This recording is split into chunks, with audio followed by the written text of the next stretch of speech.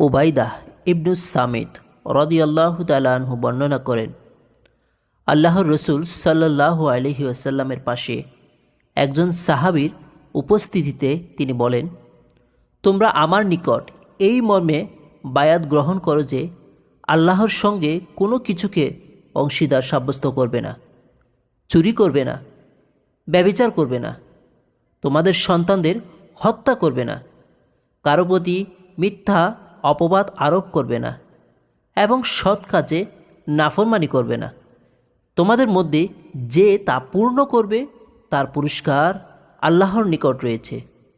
আর কেউ এর কোনো একটিতে লিপ্ত হলে এবং দুনিয়াতে তার শাস্তি পেয়ে গেলে তবে তা হবে তার জন্য কাফারা।